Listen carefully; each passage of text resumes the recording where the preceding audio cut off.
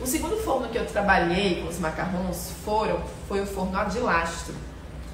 Forno de pedra, é isso mesmo. Muita gente não acredita. Dai, você fazia macarrons no forno de pedra? Eu fazia macarrons no forno de pedra, de lastro. Ele era grande, eu usava ele para fazer bolos, né?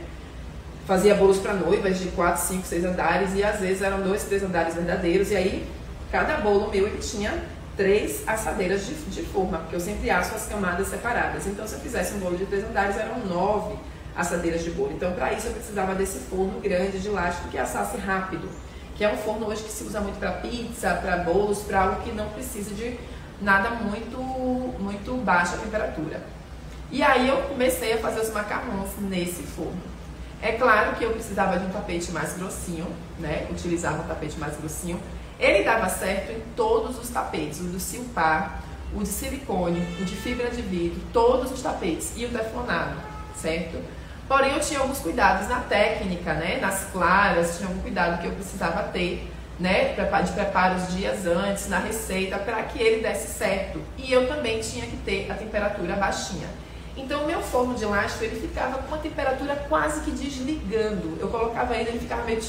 Aquele barulho de forno que quer desligar e liga, ele ficava assim. Era no mínimo, no mínimo. Se alguém esbarrasse nele, ele desligava. Então, assim, eu deixava ele naquela temperatura segura, que ele não fosse desligar sozinho. Deixava ele 10 a 15 minutos para ele aquecer toda a pedra. Depois que aquela pedra aquecida, ele não fica subindo e descendo de temperatura, ele não oscila rápido. Então, eu deixava ele chegar na temperatura de 120 graus. Normalmente, ele precisa de uma temperatura uniforme. Então, o que acontece? Eu botava nessa temperatura baixinha. O forno, ele tem um termômetro do lado de fora. Porém, muitas vezes ele verifica a temperatura mais desse lado do forno. E aí, lá dentro, ele tem uma temperatura, às vezes, que pode estar diferente ou pode não ter atingido ainda a uniformidade. Então, eu colocava um termômetro lá dentro, né, paralelo, né, ao termômetro que estava, já que vem no forno. E quando ele chegava a 120 graus, que eu via que ele parou ali por 5 minutos, era o momento que eu colocasse os macarrões. Também tinha que ter o cuidado de secar os macarrões antes e já só assar os macarrões. Então esse cuidado às vezes dá um pouquinho de trabalho, porque você tem que controlar a temperatura, tem que estar longe de umidade. Às vezes, a depender do seu clima, você pode deixar ele secar no ambiente aberto, ou você precisa de um ambiente que você controle realmente a umidade e deixa ele fechado para poder ele secar, tá bom? E aí você assaria ele.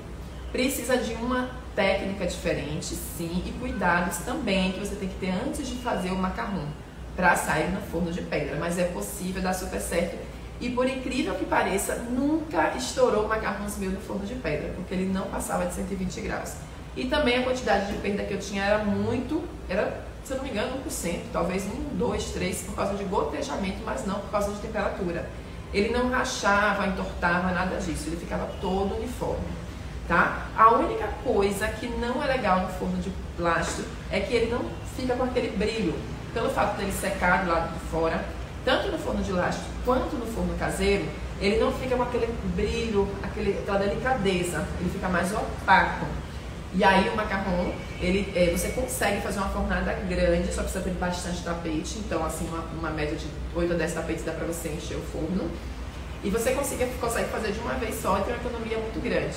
Economia de tempo, economia de gás, né? Mas ele não tem aquele brilho, aquela delicadeza, não é aquele macarrão com aquele brilhinho fininho, aquela capinha em cima. Ele fica todo maravilhoso, né? Não fica com aqueles pitombinhos que a gente chama. É normalmente quando você não peneira a farinha de amêndoas ou quando ela está muito seca, com amido, tá? Mas ele fica todo retinho, mas não fica brilhoso, fica opaco.